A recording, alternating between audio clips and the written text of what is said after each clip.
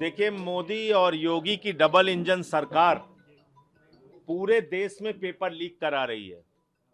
Modi ji NEET का paper leak कराते हैं, योगी जी लेखपाल से लेके पीसीएसजे का पेपर लीक कराते हैं। तो ये डबल इंजन जो है, ये पेपर लीक सरकार चला रहे हैं दोनों। और पेपर लीक कराना अपराध नहीं है, लोग आत्महत्या कर रहे हैं उसमें किसी का दोष नहीं है, नौजवान मर रहा है उसके लिए किसी की जवाबदेही नहीं है, लोग बेरोजगारी के कारण आत्महत्या कर रहे हैं उसके लिए भी किसी की जवाबदेही नहीं। लेकिन आप पेपर लीक के ऊपर चर्चा नहीं कर सकते।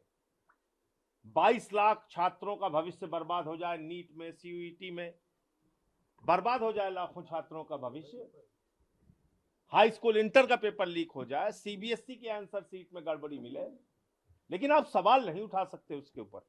उत्तर प्रदेश में यह अपराध है। तो ये अपराध अब हम लोग बार बार करेंगे।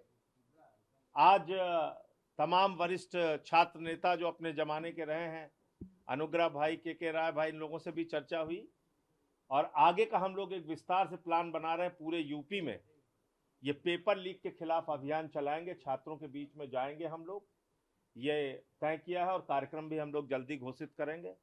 जहां तक आशुतोष पांडे और पंकज पांडे का सवाल है, 2 छात्र नेताओं को गिरफ्तार किया गया है, वो तानाशाही और हिटलरशाही है।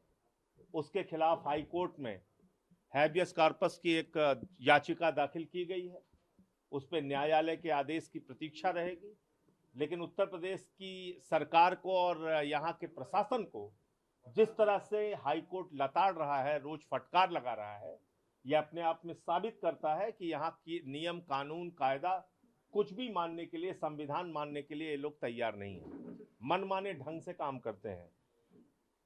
उन दोनों की परीक्षा थी, टीजीटी की परीक्षा, 5 साल के बाद उनको मौका मिला था, लेकिन वो भी उनको परीक्षा नहीं देने दिया गया। ये किस प्रकार का अन्याय कर रहे हैं योगी जी और उनका प्रशासन, और कौन सी हिटलरशाही है ये? मुझसे मुलाकात नहीं, 14 तारीख को आशुतोष पांडे का फिर एग्जाम है, उसका एडमिट कार्ड भी है, मैं वो आपको शेयर कर दूंगा। ये अजीब तानाशाही चल रही है यहाँ पे। तो इसलिए ये अब सिलसिला रुकने वाला नहीं है और छात्र आंदोलन और लोगों की जो लड़ाई है उसको हम लोग आगे बढ़ाएंगे। आपके साथ जो वहाँ रोका गया था बातचीत करते हुए, उसको लेके हमने प्रिविलेज कमेटी के सामने नोटिस दिया है और अपने सभापति महोदय को, जो देश के महामहिम उपराष्ट्रपति हैं, उनको नोटिस दिया है कि जो अजय मिश्रा एडीएम, सत्यम मिश्रा जो एडीएम सिटी थे और उनके साथ के जो अधिकारी थे, उन्होंने गैर संवैधानिक, गैर कानूनी ढंग से काम किया। एक सांसद के तौर पे ये मेरी जिम्मेदारी है कि मैं लोगों की शिकायतें सुनूं, ये मेरा सांसद के तौर पे कर्तव्य है, दायित्व है, और उसमें बाधा डालने का अधिकार किसी को भी नहीं है। तो ये मेरे विशेषाधिकार का हनन है। इस संबंध में मैंने नोटिस दिया है। काकरोच पार्टी की आज जंतर मंतर पर सम्मेलन भी है। काकरोच पार्टी इस देश के नौजवानों का गुस्सा है।